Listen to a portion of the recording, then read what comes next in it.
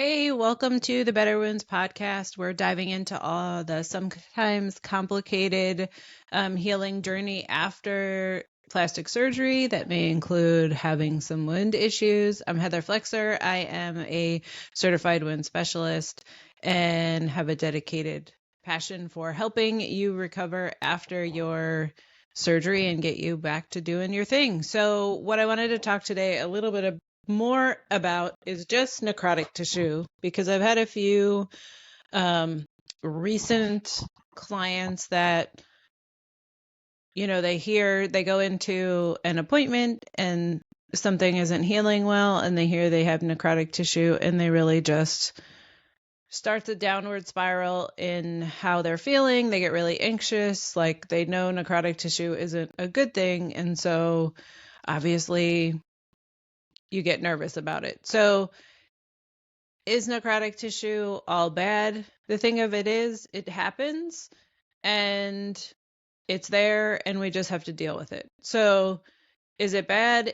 It's not good, but can be easily managed. So necrotic tissue, essentially, if you think about like the header of a paragraph or a story, right? Necrotic tissue is the one defining header. And then all these things underneath play a factor. So necrotic tissue is dead, non-viable tissue. Necrotic tissue does not turn back into viable tissue. That's why we need to remove it. Now, what can be included in necrotic tissue is eschar, which is the thick black covering. So it'll be like a leathery, hard covering. And then typically under that, there's a little bit of slough. And slough tends to be yellow, more mucusy, kind of stringy. And then potentially under that is your good, healthy tissue, depending on how deep it is. Sometimes when we talk about wounds in the pressure type space, when we talk more about pressure wounds, and normally we're seeing them in the elderly, we can go down into subcutaneous tissue. So we're talking like fat, muscle, bone. That's going to be more of an issue in pressure injuries. When you're talking about plastic surgery recovery, obviously we're talking more about incisions, but obviously they opened your body up and there is going to be access to underlying structures, but hopefully we're not going down to bone and into things like that. So that's typically not what we're going to be dealing with in plastic surgery recovery. A lot of times what we're seeing is more tissue ischemia, where a large amount of tissue was removed and the line looks purple and then eventually looks black if blood flow is not restored. So there is a difference between a scab, which some of you will see along your incision line, and that a scab is more dried blood. Most of you will see a scab. It might be underneath the tape.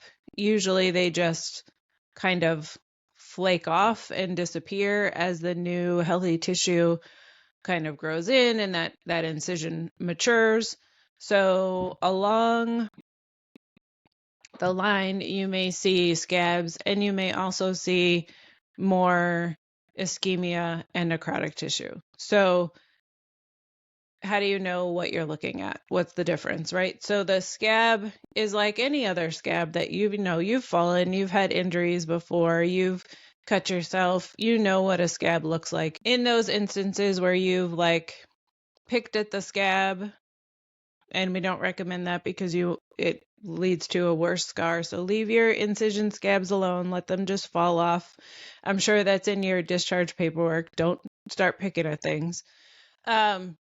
But in the past, when you've scraped your knee or cut your hand or whatever, you've probably had a scab and you have probably picked it off too fast, and you know that it will then bleed and another scab will form.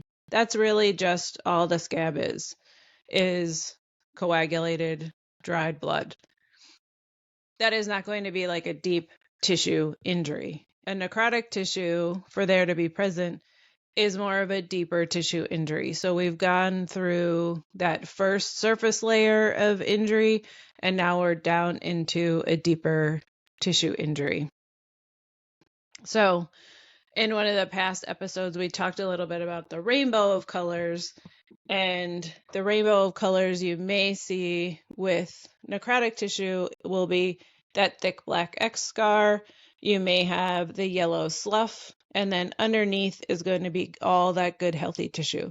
So in order to manage the S scar, we need, or the necrotic tissue, it needs to be removed. And we do that by debridement. So you can be getting debrided potentially by going into your doctor. They may decide to remove that. And we're not talking about, taking a wide margin and removing good tissue with it. That is something that happens, but that is something that typically happens in going back into surgery, or some people need that. They're going to go and get like serial debrided in the OR, but typically it's going to be done in an office visit. They may numb you a little bit, but essentially they're just looking to take that dark tissue off so that the other items that we could use for debridement, like enzymes or different dressings that can be used, will be more effective. So you can imagine an ointment is not going to penetrate through hard, thick leather. So that needs to come off. And I know that's like a daunting thing, and that's like the response I usually get when I discuss it with clients, is that they're just like overwhelmed. But if you have a medical professional that is looking at the wound and telling you it needs to be debrided, and they are trained and they're willing to do it, it's going to speed your recovery. So you want to let them do it.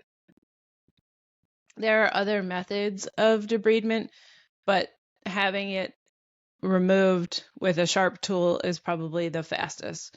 And what you're trying to do here is have the fastest possible recovery, which is going to lead to the best looking scar. There are other methods of debridement. Those include wet to dry, right? Mechanical debridement, removing that tissue. So wet to dry, you do not want to be doing wet to dry when you have healthy tissue present.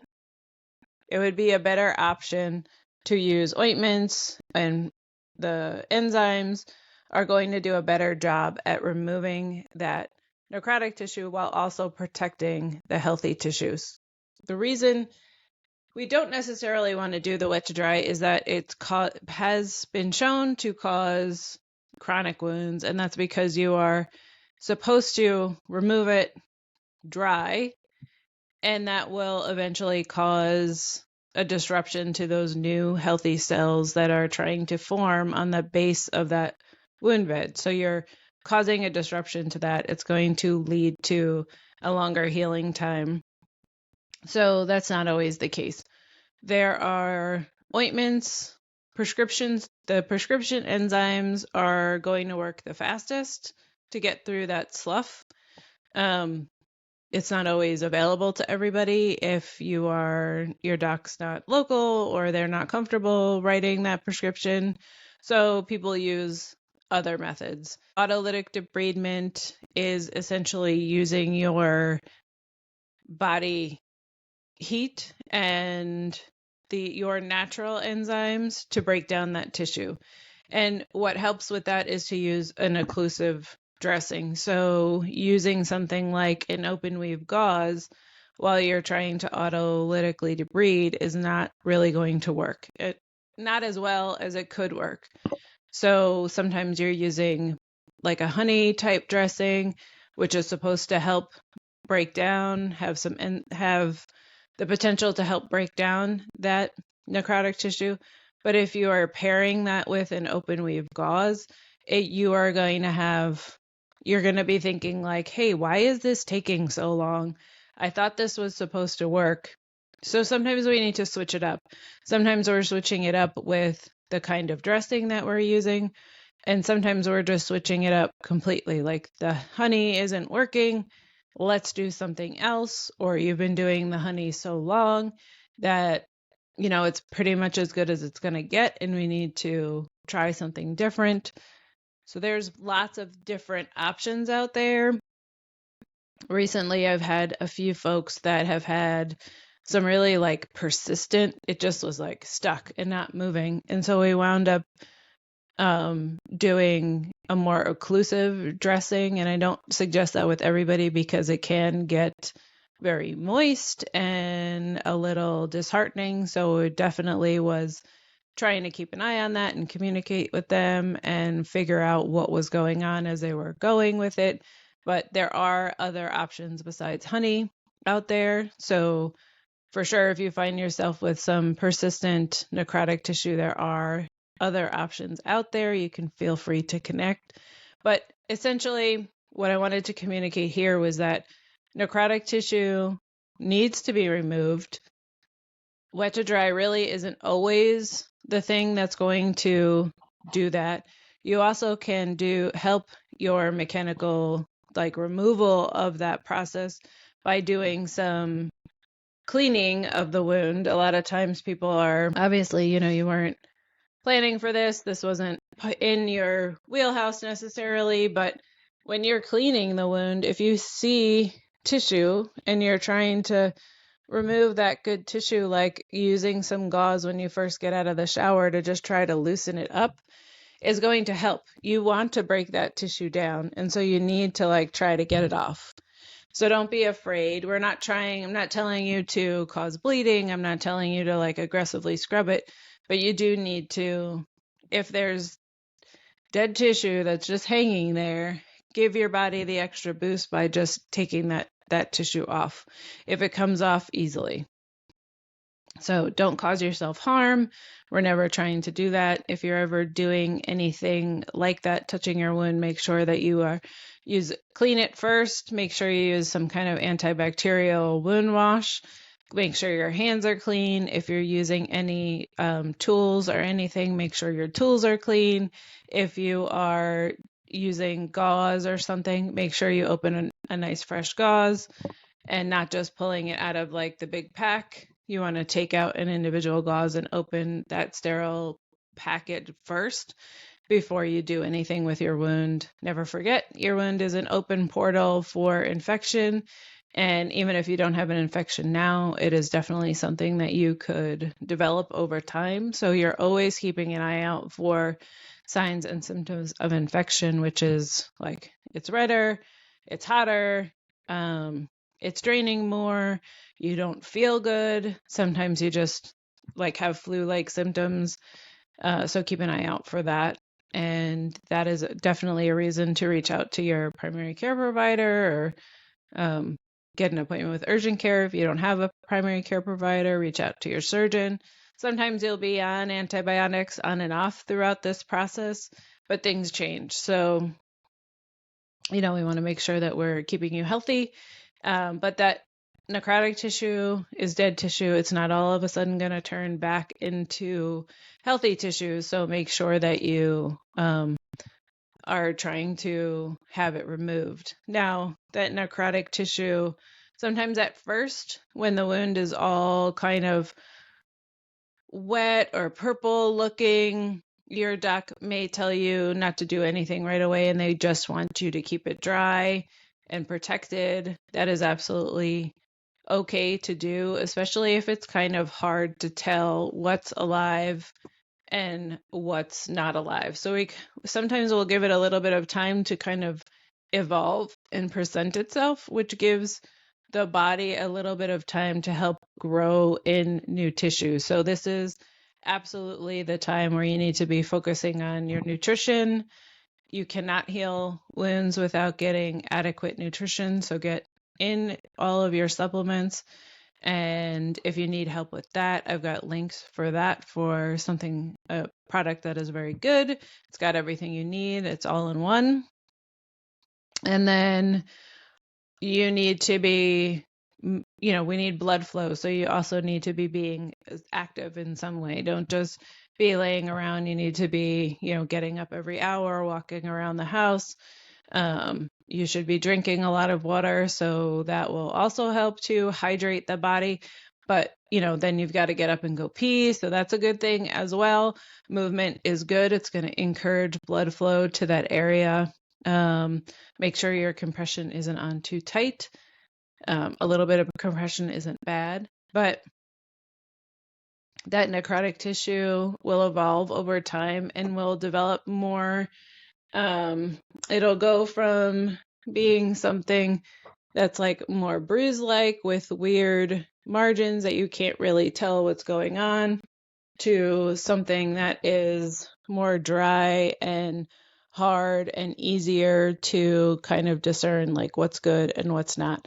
And that's going to be a good time to think about having a debridement done, because they'll be able to tell like, okay, this is what I need to take off, and it's going to come off more easily. And then you're off to the races, and now you're able to get down to the good healthy tissue, and then we're able to really make some headway a lot faster. So I hope you found this useful. Let me know if you have any questions or anything. You can leave a review. Please like, subscribe, leave me a 5-star review if possible. I do online wound consults, so if you need support and you want to talk about specifically what's going on with you, you can connect wherever you're seeing this, or you can reach out on betterwounds.com/shop and grab yourself a virtual consult. You can use code podcast to get a discount, and I'll see you next time. Hope you're good. If not, you know how to get me. Talk soon.